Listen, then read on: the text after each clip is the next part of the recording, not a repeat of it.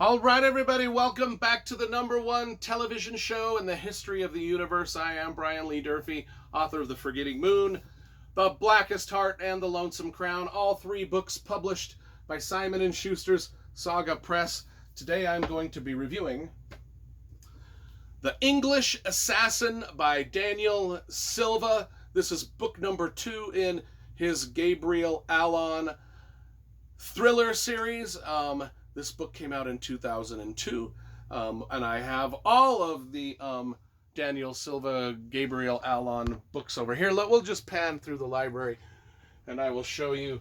They are actually down here on the bottom shelf, but that's my entire Daniel Silva collection of Gabriel Allon books, and we're going to be reading and reviewing them all on the channel. Eventually we'll get through them all. I think there's maybe 20 books in the series. We've reviewed a handful so far. So now it's The English Assassin, book number 2. Assassin? Came out in 2002. Let's talk about the cover. You know, I love graphic design and cover art. They always do elegant covers for the Daniel Silva books. It's always, you know, a nice font and typeface with a great scene somewhere from Europe, and just, you know, a nice wraparound thing with the picture of the author on the back. Really cool books to collect. They just look nice on the shelf, as you saw. So anyway, who is Gabriel Allon, and why is Daniel Silva writing a series of thrillers about this guy? Well, he's just a dude. He's an art restorer, of all things. He takes old paintings and restores them. That's what he does for a living.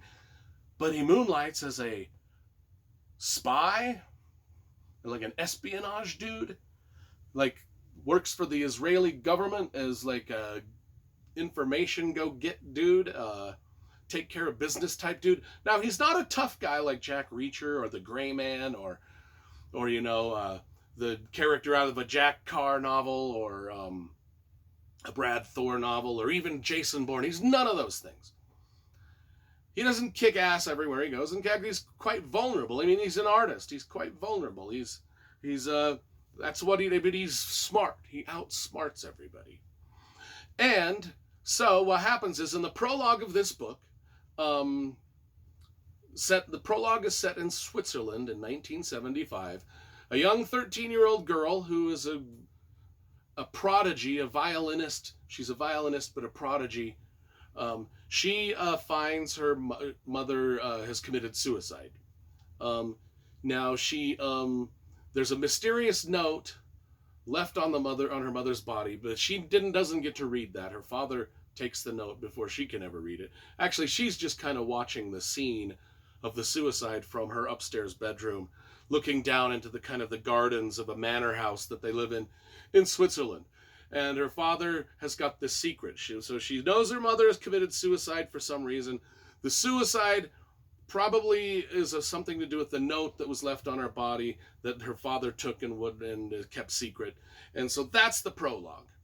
Now we jump to the present day, where we got Gabriel Allon, and he's an art restorer. He lives in Cornwall, England, and people send him paintings and things to restore. Or sometimes they fly him to different museums or whatever around Europe to restore paintings. Well, he's in the middle of restoring a painting, and they say, hey, we've got an emergency job for you in Zurich, Switzerland. There's a really famous painting from a really famous guy, and a really rich person wants you to do this, and we got to have it done now. We're flying you out immediately. So he goes to Zurich, Switzerland to do this job. It's kind of a mysterious job. Like, they won't tell him the name of the guy, or they just give him like a few clues of how to get to the guy's house, because this is supposed to be all on the down low.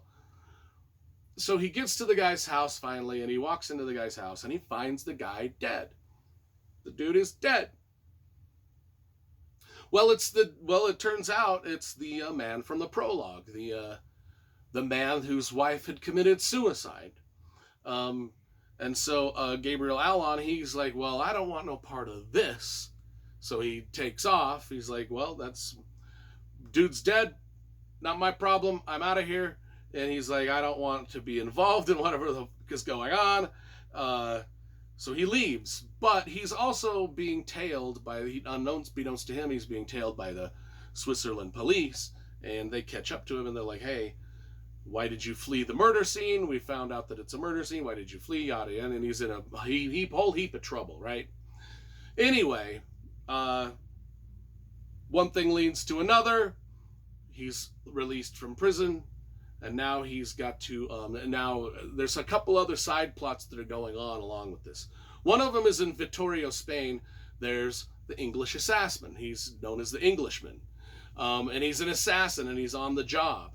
And he, oh my gosh, it's just a bloody awesome scene with this assassin. I like this assassin guy, the English assassin. That's why it's called the English Assassins, because of this character, who ends up becoming sort of Gabriel Allon's nemesis, and that he has to kind of battle with wits back and forth. But this assassin is just a badass assassin. I really like him. And his opening scene is just bloody gruesome fun. I loved it, every minute of it. And then a third plot line that goes on is with a girl named Anna. Now she is the young girl from the violinist virtuoso 13-year-old girl. Anna now is grown up, and she is now a very, very famous violinist.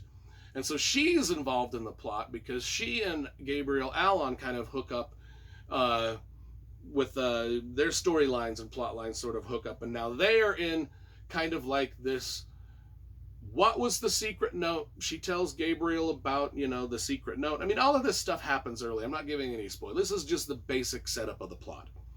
She's like, okay, we got to figure out what that secret note was. When I saw when I was a little girl, my dad took the secret note. My mom killed herself over the secret note. Now someone's killed my dad. He wanted you for some reason to come restore this painting. So he wanted you involved for some reason. And now we've got this English assassin chasing us. We got to figure out what's going on. That's basically the plot.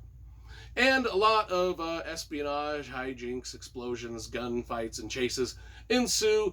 And a lot of plot twists and backstabbings and betrayals and all of that stuff. It's just a great thriller novel, like the thriller novel should be. And we get to chase all over Europe and get to go to exotic locales. It's what every thriller novel needs to be.